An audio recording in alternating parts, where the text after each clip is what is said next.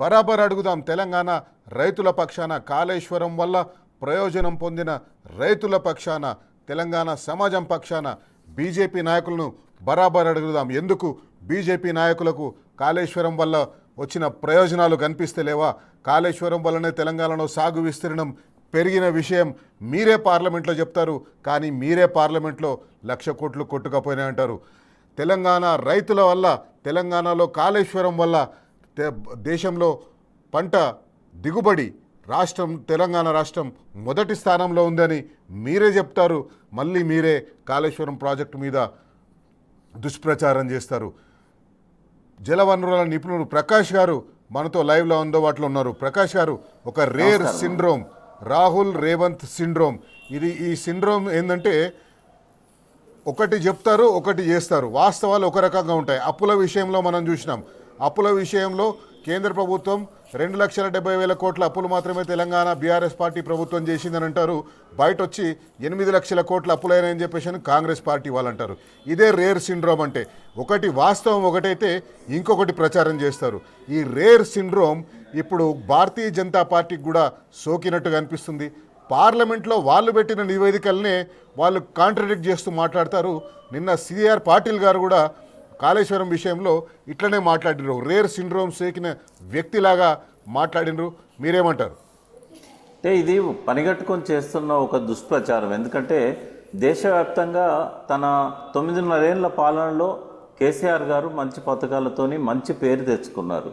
అది భ్రష్టు పట్టేయడానికి పార్లమెంట్ సాక్షిగా అబద్ధాలు చెప్తా ఉన్నాడు. నేను ఇవాళ మన రాజ్యసభ సభ్యులను నేను రిక్వెస్ట్ చేసిన, సిఆర్ పాటిల్ మీద సభను పక్కదోవ పట్టించినందుకు, అబద్ధాలు చెప్పినందుకు అభిశంసన కోసం ఆయనను ప్రివిలేజ్ మోషన్లో లేకుంటే దానికి సంబంధించిన రూల్ ప్రకారంగా సభను పక్కదారి పట్టించిన అనే పేరుతోని ఒక మోషన్ మూవ్ చేయండి. ఎందుకంటే ఇది చాలా ఘోరమైన అబద్ధం ఆయన చెప్పింది. ఇప్పుడు అదే పార్లమెంటు, అదే లోక్సభలో, ఇది రాజ్యసభ, అది లోక్సభ, బైరన్ సింగ్ షెకావత్ గారు ఉత్తమ్ కుమార్ అడిగిన ప్రశ్నకి అప్పుడు నల్గొండ ఎంపీగా ఉత్తమ్ కుమార్ రెడ్డి గారు ఉన్నారు, పిసిసి ప్రెసిడెంట్ కూడా అప్పుడు. ఆయన అవినీతి జరిగిందా అంటే కాళేశ్వరంలో అవినీతి జరగలేదని చెప్పాడు రికార్డ్ సాక్షిగా. తర్వాత కాళేశ్వరం గురించి నరేంద్ర మోడీ గారు కానీ ఇతర మంత్రులు కానీ చాలాసార్లు, అధికారులు కానీ చాలా సందర్భాలలో చాలా మంచి కామెంట్స్ కూడా దాని గురించి పాస్ చేశారు. ఎందుకంటే ఇది ఒక మంచి ప్రాజెక్ట్ అని చెప్పేసి దానివల్ల వచ్చే ఫలితాలను కూడా వాళ్ళ నివేదికలలో మీరు చెప్పినట్టుగా ఎకనామిక్ సర్వే కానీ అక్కడి నుంచి వాళ్ళు రిలీజ్ చేసిన అనేక రకాల ప్రమాణాలలో కాళేశ్వరం వల్ల వచ్చిన పరిణామాలు, ఫలితాలు వాళ్ళు నమోదు చేయడం జరిగింది. ఉదాహరణకు ఎన్డీఏ ప్రభుత్వం నియమించిన జల సంఘం అధికారులే దీన్ని సింపోజియంలలో ఈ ప్రాజెక్టు అద్భుతం గురించి మనం డిస్కస్ చేయాలి, ఈ ప్రాజెక్ట్ అద్భుతాల గురించి మనము దేశ ప్రజలందరికీ చెప్పాలి, దేశంలో ఉండే ఇతర రాష్ట్రాల వాళ్ళందరినీ కూడా ఇక్కడ తీసుకొచ్చి ఈ ప్రాజెక్టు చూపెట్టాలి. ఇవన్నీ గత ఎన్డీఏ ప్రభుత్వంలో ఉన్న సిడబ్ల్యూసీ అధికారులు చెప్పిన మాటలే.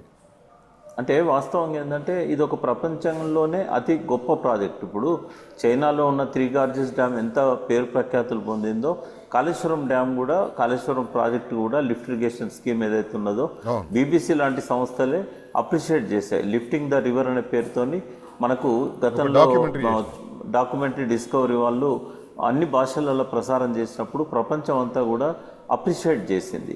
ఏం తక్కువైంది ఇప్పుడు దానికి? వాళ్ళు అప్రిషియేట్ చేసిన నాటికి ఇవాళకి ఏమైంది?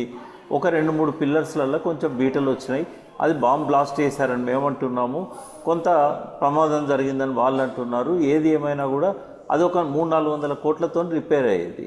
1,00,000 కోట్లు ఎట్లా దుర్వినియోగం అవుతాయి? రెండవది ఏంటంటే ఇవాళ ప్రాజెక్ట్ ఉంది, ప్రాజెక్టులో ఉన్న 28 ప్యాకేజీలలో పనులు జరుగుతున్నాయి, చాలా వరకు పూర్తయినాయి, బ్యారేజెస్ పూర్తయినాయి, పంపింగ్ స్టేషన్స్ పూర్తయినాయి, 20 లక్షల ఎకరాలకు స్టెబిలైజేషన్ కూడా పూర్తయింది. కాళేశ్వరం కట్టిన కాడ నుంచి ఇప్పటి వరకు ప్రత్యక్షంగా 60 లక్షల ఎకరాలకు నీళ్ళు ఇచ్చారు కేసీఆర్ గారి పీరియడ్లోనే. 2019 నుంచి 2023 రబీ వరకు మనకు నీళ్ళు అందిన ఆయకట్టు 60 లక్షల ఎకరాలు. ఎంత పంట పండి ఉంటుంది ఈ ఆయకట్టులో?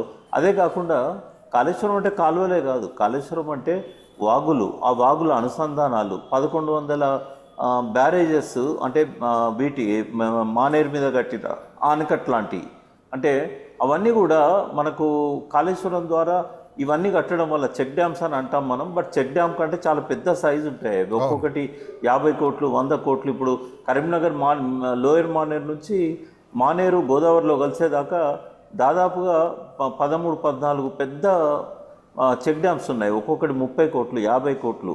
అంటే ఇవన్నీ కూడా గతంలో ఎన్నడూ లేవు. ఇట్లాంటి 1100 చెక్ డ్యామ్స్కు డబ్బులు ఇచ్చింది ఎవరు? కేంద్ర ప్రభుత్వమే ఇచ్చింది. వాళ్ళు సంతృప్తి కూడా చెందారు.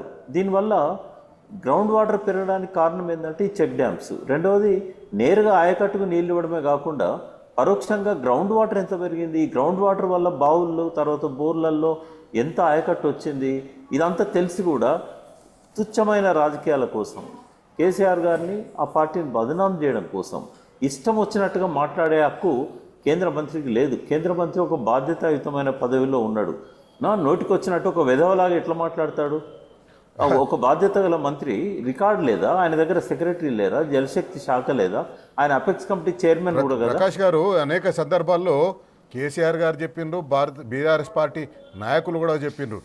కేసీఆర్ గారి మీద మీకు కోపం ఉండడం, కేసీఆర్ గారు చేసిన అభివృద్ధి మీద మీకు కోపం ఉండడం, కేసీఆర్ గారి మీద రాజకీయం చేయడం మీకుంటే ఉండొచ్చు, కానీ ఆ కోపాన్ని మీరు రైతుల మీద ఎందుకు చూపిస్తున్నారు? కాళేశ్వరం ప్రాజెక్ట్ కింద ఉండే రైతుల మీద ఎందుకు చూపిస్తున్నారు? రైతులను ఎందుకు సఫర్ చేపిస్తున్నారు? మోటార్లు ఎందుకు ఆన్ చేస్తలేరు? ఎందుకు మేడిగడ్డ పిల్లర్లని రిపేర్ చేస్తలేరు? ఇవన్నీ ప్రశ్నలు కూడా అడిగినారు. ఇప్పుడు కేసీఆర్ గారి మీద కోపాన్ని వీళ్ళు తెలంగాణ రైతుల మీద చూపిస్తున్నారు. ఇప్పుడు ఆ మొత్తం ఎపిసోడ్లో అది రేవంత్ రెడ్డి దాన్ని పేల్చడానికి కుట్ర చేస్తే దాన్ని ఎంజాయ్ చేసి కేంద్ర ప్రభుత్వం దగ్గర ఎన్డీఎస్ఏని ఇన్ఫ్లుయెన్స్ చేసి ఎలక్షన్ల ముందు కేసీఆర్ మీద చెడు ప్రచారం చేయడంలో కీలకమైన వ్యక్తి కిషన్ రెడ్డి గారు. ఆయన వెనకనే కూర్చొని సంతోషపడుతున్నాడు, నవ్వుతున్నాడు ఆయన. ఇప్పుడు అది ప్రజల డబ్బు, అది దుర్వినియోగం కాలేదు. ప్రాజెక్టు కట్టారు, 60 లక్షల ఎకరాలకు నీళ్ళు వచ్చినాయి. ఇప్పుడు వీళ్ళు రిపేర్ చేయక 3 ఏళ్ళ నుంచి దానిలో పెట్టి, ఇప్పుడు ఎన్డీఎస్ఏ వాళ్ళ చేతిలో ఉన్న సంస్థే కదా, మరి మీ ఎన్డీఎస్ఏ రిపేర్ చేయమన్నది. 2 సంవత్సరాల నుంచి వాళ్ళు రిపేర్ చేయకపోతే మీరు ఎందుకు మౌనంగా కూర్చున్నారు? ఇప్పుడు నువ్వే కదా లెటర్ రాసి వాళ్ళని పిలిపించింది కిషన్ రెడ్డి. ఇప్పుడు లక్ష్మణ్ వాళ్ళు ఎదురు చూస్తున్నట్టుంది. రిపేర్ చేయకుండా ఉంటే ఇంకా కొంచెం ఏమైనా డ్యామేజ్ జరిగితే అప్పుడు వాళ్ళ నెరేటివ్కి ఇంకా బలం చేకూరుతుంది, దాన్ని ఇంకా పుష్ చేయొచ్చు. ఇగో మేము చెప్పినాం కదా, చూసిండ్రు కదా అని చెప్పేసి పుష్ చేయొచ్చు అనుకుంటే, కానీ 3 సీజన్లలో దాదాపు 4 సీజన్లలో అతిపెద్ద వరదను కూడా ఆ ప్రాజెక్టులు తట్టుకున్నాయి, ఆ బరాజులు తట్టుకున్నాయి. అవి ఎంతకు కూలిపోతలేవు, దాంతో వీళ్ళు ఇంకా రిపేర్ చేస్తలేరు.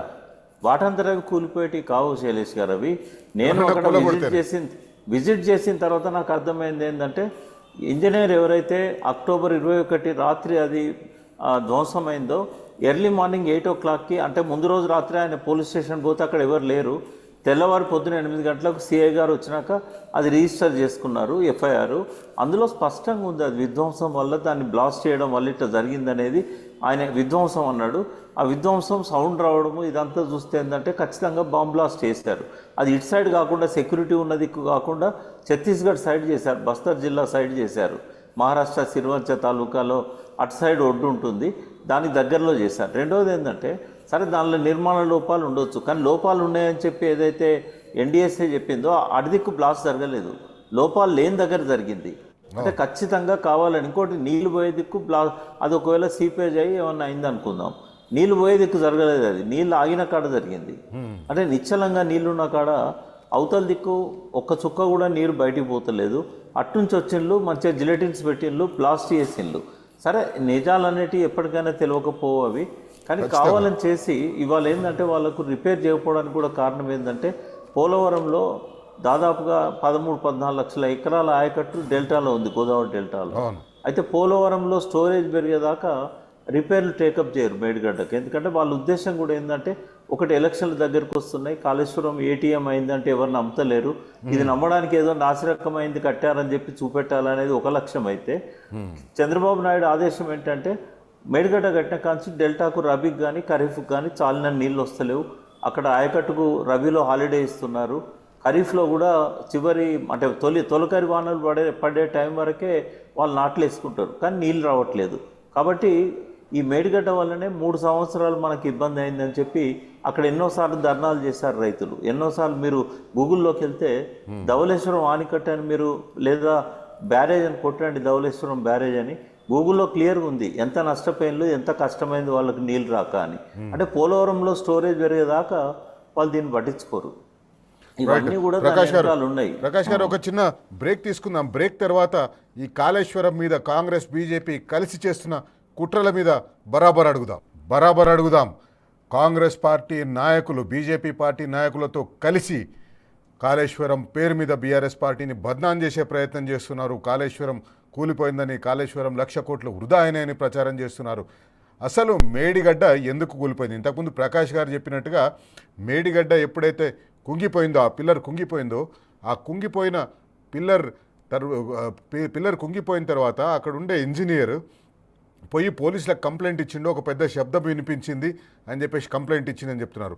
ఈరోజు ఇంతకుముందు కూడా అనేక సందర్భాల్లో ఈరోజు కూడా డాక్టర్ ఆర్ఎస్ ప్రవీణ్ కుమార్, మాజీ additional DGP, Telangana BRS party general secretary అదే ఆరోపణని మళ్ళొకసారి ధృవీకరించారు. ఒకసారి ఆయన ఏమన్నారు చూద్దాం. కూలిపోలేదు. మేము మొదటి నుంచి చెప్తున్నాం, ఇప్పుడు కూడా చెప్తున్నాం తెలంగాణ ప్రజలకు, మేడిగడ్డ తనంతటికి తాను ఆ పిల్లర్ నెంబర్ 2021 కూలిపోలేదు. వాటిని కుట్రపూరితంగా కూల్చేశారు. అది యుద్ధ నేరము. ఏ ప్రాజెక్టును ఏ దేశంలో కూల్చినా యుద్ధ నేరమే. ఎందుకోసం దాన్ని రిపేర్ చేయడం లేదు? మరి ఇసుక కోసం. ఒకటి ఆంధ్ర ప్రాంతకు ప్రయోజనం చేకూర్చాలి. పోలవరం నుంచి బనకచెర్లకు నీళ్లు పోవాలంటే మేడిగడ్డ రిపేర్ కాకూడదు. అక్కడి నుంచి నీళ్లు కంటిన్యూస్గా పోలవరం దాకా పోతే అక్కడ నీటిని తీసుకుపోయి బనకచెర్ల చేయాలంటే కాగల కార్యము గంధర్వురే నెరవేర్చినట్టుగా ఒక ప్రాక్సీ ముఖ్యమంత్రిని ఇక్కడ పెట్టుకున్నాడు చంద్రబాబు నాయుడు గారు. అందులో ఆ కుట్రలో భాగమే ఆదిత్యనాథ్ దాస్ అనే ఆంధ్రప్రదేశ్లో ఇరిగేషన్ డిపార్ట్మెంట్లో ప్రిన్సిపల్ సెక్రటరీగా పనిచేసిన ఒక అధికారిని తీసుకొచ్చి ఇక్కడ పెట్టి ఇన్స్ట్రక్షన్స్ అన్నీ కూడా ఆయనకిస్తే ఆయన రేవంత్ రెడ్డి గారికి చెప్పి ఇవన్నీ కూడా చేయిస్తూ ఉన్నాడు. రైట్. మేడిగడ్డ మీద, కాళేశ్వరం ప్రాజెక్టు మీద మొదటి నుంచి కూడా కుట్రలు జరుగుతూ ఉన్నాయి. ప్రకాష్ గారు కూడా ఇంతకుముందు అదే విషయం చెప్పిండ్రు.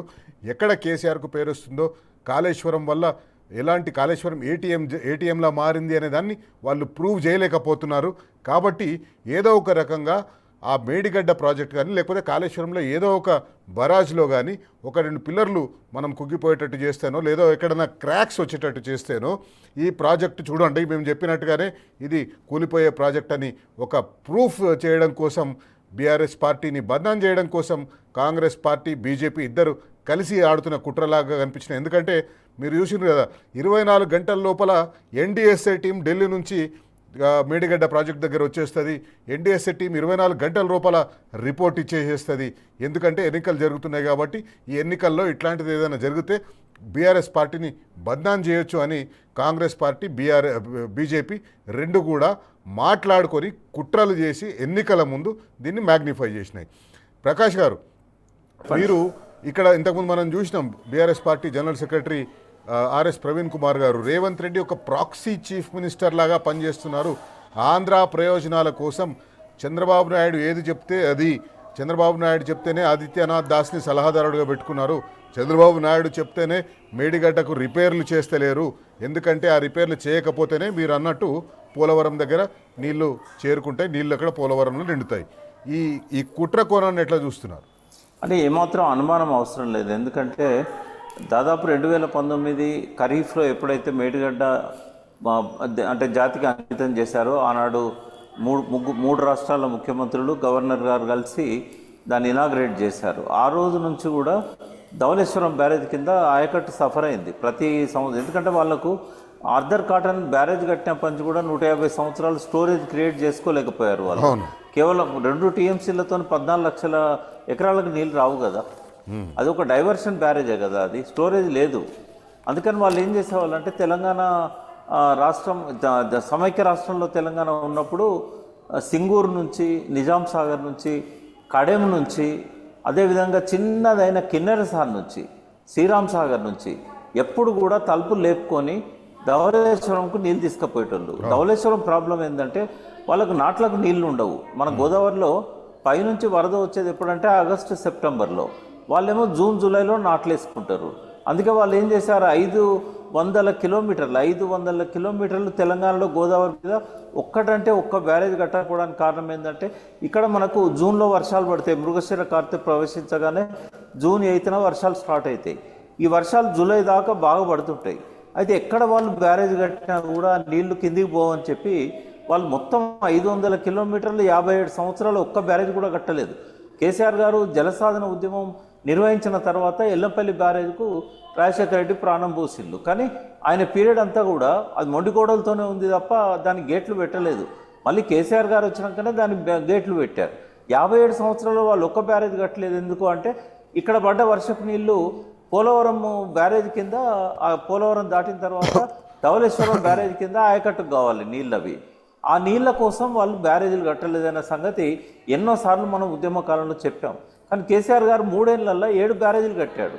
ఎక్కడ సదర్మాట్ కట్టాడు, వెల్లంపల్లి కంప్లీట్ చేయించాడు, సుందిల్లా అన్నారం మేడిగడ్డ కట్టాడు, కింద తుపాకులగూడెం దగ్గర సమక్క బ్యారేజ్ కట్టాడు, ఇంకా కింద పోయినాక సీతారామ దాదాపు పూర్తయ్యే సమయానికి గవర్నమెంట్ పోయింది.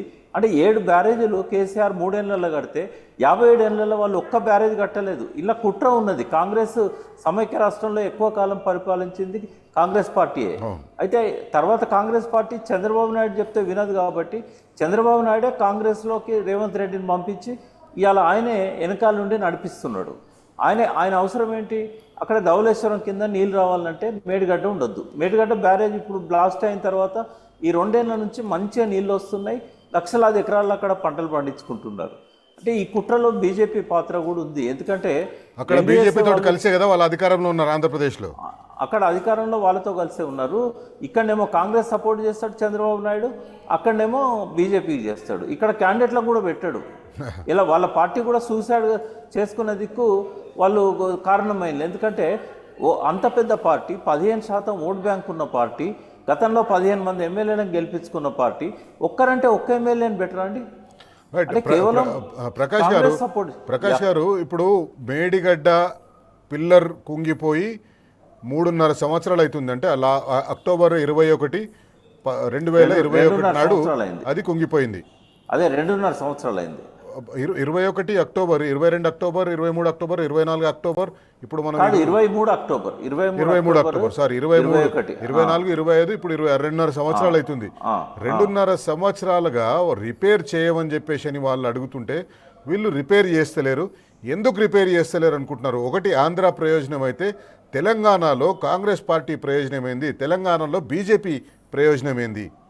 అంటే ఇక్కడ ఏంటంటే ఇప్పుడు దీనివల్ల ఒక్క చుక్క నీరు కూడా పారుతలేదని చెప్పి నిరూపించదలుచుకున్నాడు. కానీ ఆయనకు సెల్ఫ్ గోల్ అయింది. ఎందుకంటే కాళేశ్వరం లేకపోతే తెలంగాణకు భవిష్యత్తు లేదు.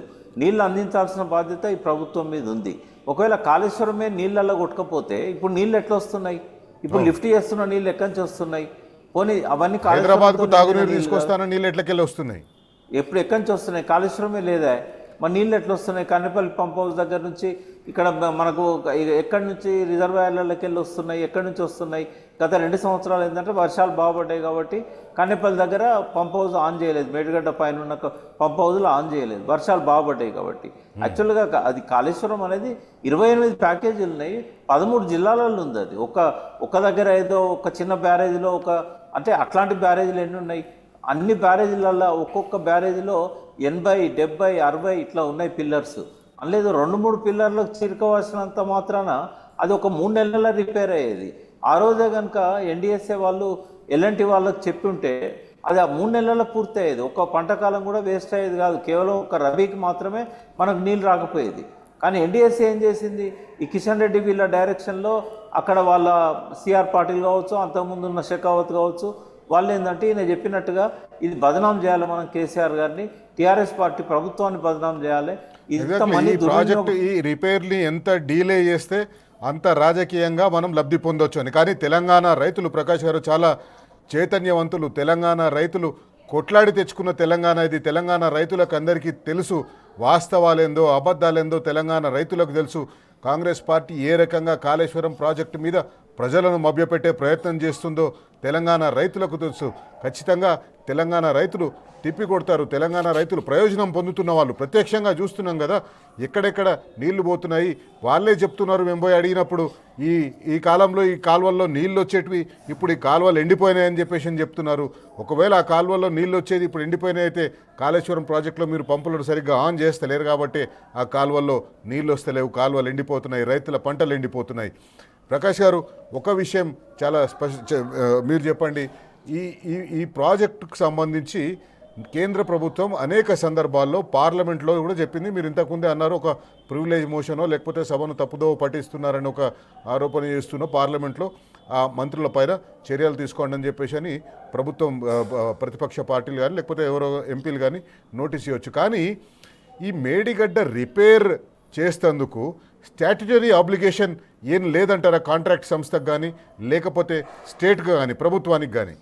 అంటే ఎల్ఎన్టీ వాళ్ళు ఏమన్నారంటే వాళ్ళకి యాక్చువల్గా వాళ్ళను ఆ పర్టికులర్ బాధ్యత నుంచి రిలీవ్ చేసినా కూడా వాళ్ళు మేము కట్టినాం కాబట్టి ఇదేమన్నా మీరు మా లోపం ఉందని అంటున్నారు, మా లోపం అయితే లేదు. కాంట్రాక్చువల్ ఆబ్లిగేషన్ ఉంటుంది వాళ్ళకు. అంటే వాళ్ళకు వాస్తవంగా ఏంటంటే అప్పటికి ఆ పర్టికులర్ ప్రాజెక్ట్ హ్యాండ్ ఓవర్ చేశారు. కానీ వాళ్ళకు ఒక 10 సంవత్సరాల దాకా అంటే ఏదైనా వాళ్ళ పని తప్పిదం వల్ల జరిగితే వాళ్ళకు బాధ్యత ఉంటుంది. కానీ అది క్లియర్గా బ్లాస్ట్ చేశారు, ఆ సంగతి వాళ్ళకు కూడా తెలుసు. బ్లాస్ట్ చేసినాక వాళ్ళకి ఏమి ఉండదు బాధ్యత. అయినా కూడా వాళ్ళు ముందుకు వచ్చి మీరు మా మీద ఆరోపణ వేశారు కాబట్టి మేమే కడతాము. ప్రకాష్ గారు, ఇట్లాంటి ప్రాజెక్టులు అనేది జాతి సంపద. ఆ జాతి సంపద ప్రభుత్వంలో ఉన్నప్పుడు బీఆర్ఎస్ పార్టీ నిర్మించిందంటే ప్రభుత్వం నిర్మించింది. అది ప్రభుత్వానికి ఒక స్టాట్యుటరీ ఆబ్లిగేషన్ కానీ లేకపోతే ఒక కాన్స్టిట్యూషన్ ఆబ్లిగేషన్ కానీ ఇట్లాంటి జాతి సంపదని కాపాడుకోవాలి. ఒకవేళ నిజంగానే అది కుంగిపోయినట్టుంటే దాన్ని రిపేర్ చేయించాలి. 1,00,000 కోట్లు దాని మీద పెట్టినాం కాబట్టి దాన్ని మనం ఇట్లా వృధాగా పోనీయద్దు అనేది ఏ రకమైన ఆబ్లిగేషన్స్ లేవంటారా? నైతిక బాధ్యత ఉంటుంది కానీ స్టాట్యూటరీ ఆబ్లిగేషన్ కానీ కాన్స్టిట్యూషనల్ ఆబ్లిగేషన్ కానీ ఏం లేవు. అయితే అది ఒక నైతిక బాధ్యత. ఎందుకంటే ప్రజల డబ్బుతో కట్టిందని ప్రజలకు ఉపయోగపడే విధంగా చూడాలి తప్ప అది రిపేర్లు చేయగలిగిన అవకాశం ఉన్నా కూడా రిపేర్ చేయకుండా విచారణల పేరుతోని ఎన్డీఎస్ఏ టైంలోనేమో పీసీ కోర్సు విచారణ జరిగింది. వాళ్ళు చెప్పారు ఎన్డీఎస్ఏ రిపోర్ట్లో ఫైనల్ రిపోర్ట్లో సత్వరమే దీన్ని రిపేర్ చేయాలని చెప్పినా కూడా కేవలం పీసీ కోర్సు విచారణ జరుగుతుందని చెప్పి పక్కకు పెట్టారు. తర్వాత ఏమైంది, విజిలెన్స్ కమిటీ కూడా తన విచారణ పూర్తి చేసింది, పీసీ కోర్సు కూడా తన విచారణ పూర్తి చేశారు. ఇప్పుడైతే ఏ రకమైన అడ్డంకి లేదు వాళ్ళకు.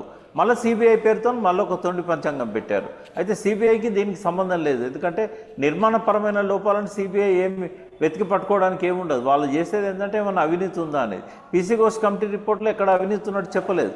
కాబట్టి అడిషనల్ పేమెంటు అది ఎంత 700 కోట్లు ఎంతో అయినట్టుగా చూపెట్టారు. అది కూడా ఓ సర్వే సంస్థకు 600 కోట్లు అయినట్టుగా, అది కూడా బాధ్యతారహితంగా పీసీ కోర్స్ ఆ రిపోర్ట్ ఇచ్చాడు. ఒక జడ్జి గారు ఇచ్చే రిపోర్ట్ కాదు, ఆ జడ్జి గారు రాసిన రిపోర్ట్ కూడా కాదు. ఎవరు రాసిందాన్ని ఆయన సంతకం పెట్టిండు అనేది నా బలమైన అభిప్రాయం. సరే, ఏదన్నా కూడా హైకోర్టులో ఉంది కాబట్టి దాని మీద నేను ఎక్కువ మాట్లాడలేను. కానీ ఇదంతా కూడా ఏంటంటే కేసీఆర్ గారిని, ఆ ప్రభుత్వాన్ని ఇలా దేశంలోనే అతి మంచి పేరు తెచ్చుకున్న ప్రభుత్వం ఈ స్వాతంత్రం వచ్చిన తర్వాత ఏదైనా ఉందంటే అది కేవలం కేసీఆర్ గారు. ప్రకాష్ గారు, ఇప్పుడు పీసీ ఘోష్ గారు రిపోర్ట్ సబ్మిట్ చేసి కూడా ఇంకొక 3 నెలలు అయితే అది కూడా దానికి కూడా సంవత్సరం అవుతుంది. ఆయన రిపోర్ట్ సబ్మిట్ చేసి సంవత్సరం అవుతుంది కానీ ఆ రిపేర్లు మాత్రం వాళ్ళు చేస్తలేరు. ఒకవేళ నిజంగానే మీరు నియమించిన పీసీ ఘోష్ మీద ఆ కమిటీ మీద పీసీ ఘోష్ ఎంక్వైరీ కమిషన్ మీద గౌరవం ఉంటే వాళ్ళు చెప్పింది మీరు చేయాలి కదా. ఆయన కూడా చెప్పాడు, ఎన్డీఎస్ఏ వాళ్ళు దాన్ని రిపేర్ చేయమని చెప్పారు, లేకుంటే ఇంకా డ్యామేజ్ అవుతుంది, మీరు ఎన్డీఎస్ఏ ఇచ్చిన సూచనలను పాటించండి అని చెప్పిండు ఆయన రిపోర్ట్లో.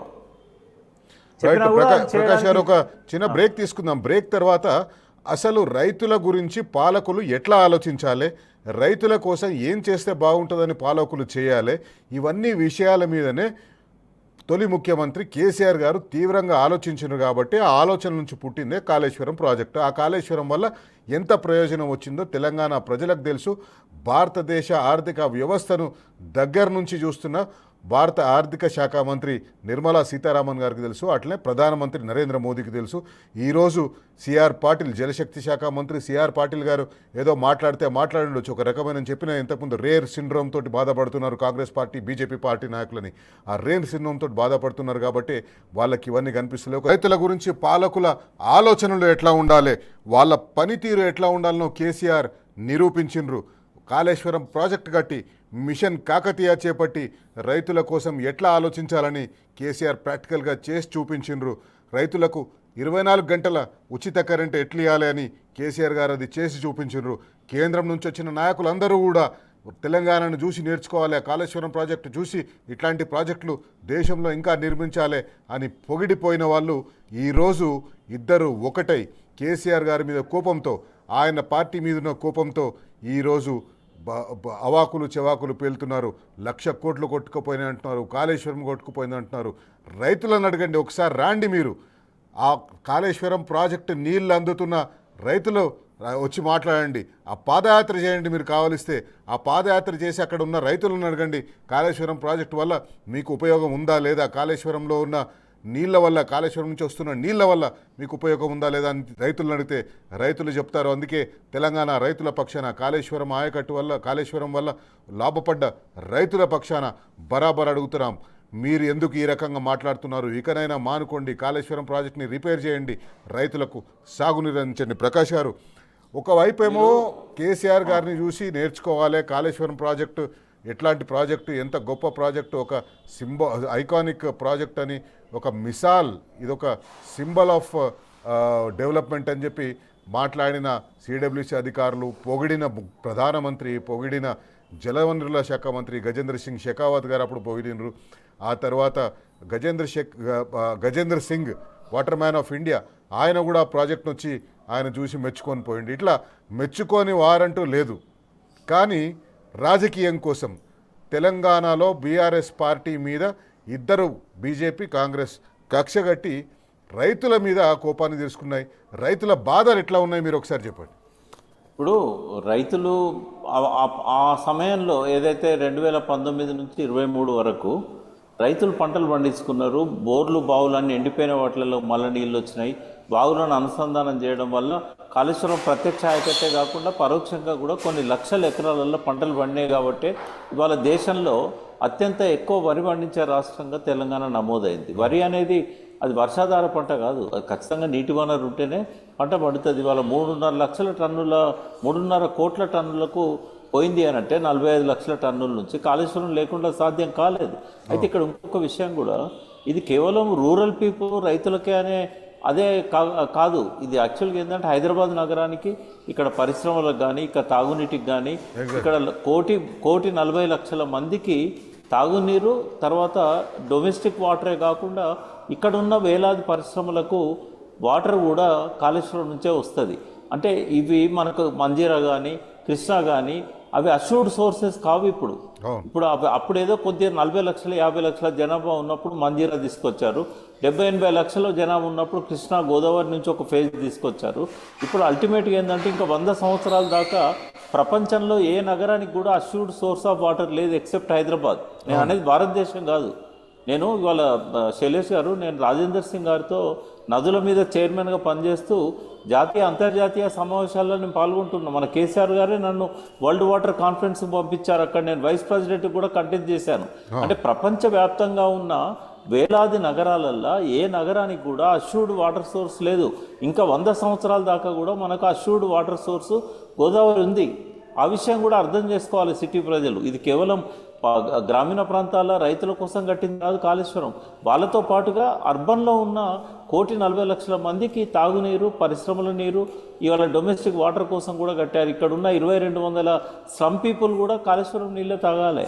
అంటే మేడిగడ్డ నుంచి అదొక అష్యూర్డ్ సోర్స్. అది ఇప్పుడు అన్ని ఫెయిల్ అయినా కూడా మనకు 968 టీఎంసీలు కేటాయించినా కూడా కనీసం 100 టీఎంసీలు కూడా మనకు పైన లేవు. ప్రాణహిత నుంచో మనం తీసుకొని లిఫ్ట్ చేసుకోవాలి తప్ప, మనకు దేవాదుల నుంచో, ప్రాణహిత నుంచో, సీతారామ నుంచో లిఫ్ట్ చేసుకోవాలి తప్ప, మనకు పైన నీకు 100 టీఎంసీలు కూడా రానప్పుడు హైదరాబాద్కి ఎక్కడి నుంచి వస్తాయి? ఒక హైదరాబాద్ అవసరాలకే 100 టీఎంసీలు కావాలి ఒక సంవత్సరానికి. మరి ఉన్న 100 టీఎంసీలు పైనుంచి ఇటే తెచ్చుకునే పరిస్థితి కూడా లేదు.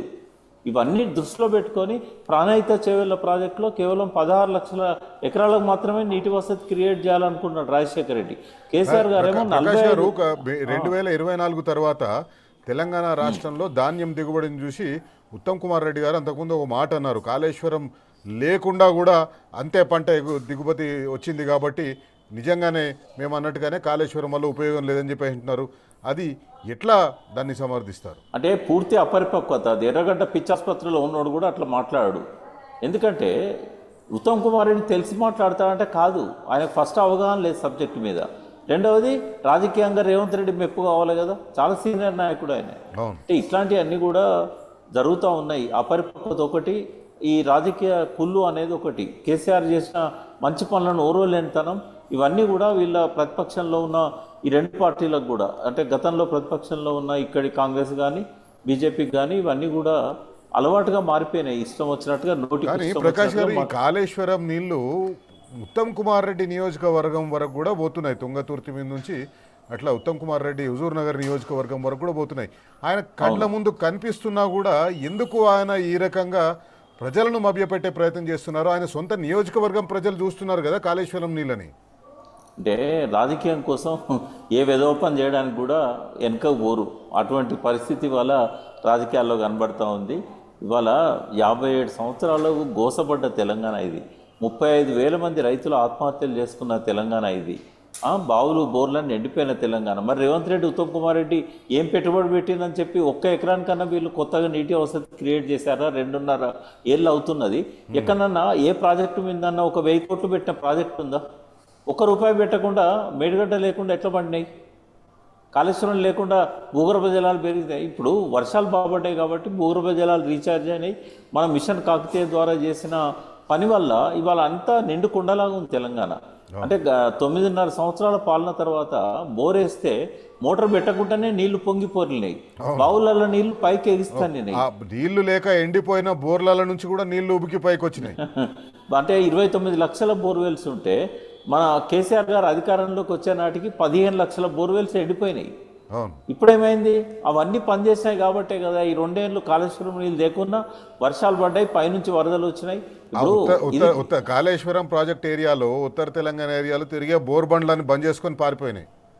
ఇంకోటి ఏంటంటే శైలేష్ గారు, కాళేశ్వరం అనేది 365 రోజులు 45 లక్షల ఎకరాలకు నీళ్ళు ఇచ్చడానికి గట్లేదు. అది పైనుంచి వరద రానప్పుడే. ఇప్పుడు శ్రీరామ్ సాగర్ పైనుంచి వరద వచ్చింది అనుకోండి, ఏ పంపు ఆన్ చేయకుండానే మిడ్ మానేర్లో పడతాయి. మిడ్ మానేర్కి వచ్చిన తర్వాతనే పంపులు ఆన్ చేయాల్సి వస్తుంది. కానీ మిడ్ మానేర్ దాకా రావాలంటే ఒకవేళ పైనుంచి వరద నీరు రానప్పుడు కడెం ప్రాజెక్ట్ నుంచి కొంత వస్తాయి, ఒక 40-50 టీఎంసీలు వస్తాయి. ఎందుకంటే దానిపైన మంచి సోర్స్ ఉంది, 7 వాగులు ఉన్నాయి. ఆ 7 వాగుల నుంచి మా కడెం రిజర్వాయర్కు మించిన నీళ్ళు వస్తాయి కాబట్టి ఎల్లంపల్లి నుంచి మనము టన్నెల్స్ ద్వారా తెచ్చుకోవచ్చు. అప్పుడు కేవలం 6th, 7th, 8th ప్యాకేజీల ద్వారా వస్తాయి. అక్కడ కూడా లేనప్పుడు, కడెంలో కూడా నీళ్ళు లేనప్పుడు ఇక మనకున్న గత్యంతరం లేదు. ఇక వేరే ఒకటే మార్గం ఏంటంటే మేడిగడ్డ. కాబట్టి స్టాప్ గ్యాప్ అరేంజ్మెంటు అందులో ఉంది. అది అర్థం చేసుకోకుండా కోదండరామ్ లాంటి వాళ్ళు, జయప్రకాష్ నారాయణ లాంటి వాళ్ళు ఏం చేస్తారు? 120 రోజులకు లెక్క కడతారు. 120 రోజుల కోసం కాదు కాళేశ్వరం ప్రాజెక్టు. పైనుంచి మనకు అసలే సోర్స్ లేనప్పుడు అది స్టాప్ గ్యాప్ అరేంజ్మెంట్ కోసం. మేడిగడ్డ నుంచి మనకు ఎల్లంపల్లి దాకా 1 ఎకరం ఆయకట్టు కూడా లేదు దానిలో. ఇవాళ ఇంకోటి ఏంటంటే ముంపు నివారణ కోసం నిర్వాసితుల కావద్దనే ఉద్దేశంతో 150-200 కిలోమీటర్లు గోదావరిని నిండుకుండగా మార్చాడు కదా, గోదావరినే రిజర్వాయర్గా మార్చాడు కదా. దాదాపుగా 70 టీఎంసీల నీళ్లు సదర్ మాట నుంచి మొదలుపెట్టి సీతారామ ప్రాజెక్టు వరకు ఎవరు చేస్తారండి? వీళ్ళకి ఏమైనా నీళ్ళ గురించి తెలుసా? ఒక చుక్క నీటి గురించి కూడా వాళ్ళకు అవగాహన లేదు. క్యూసెక్కులు తెలియదు, టీఎంసీలు తెలియదు, ఏ నది ఎక్కడుందో తెలియదు, ఏ వాగు ఎక్కడున్నదో తెలియదు.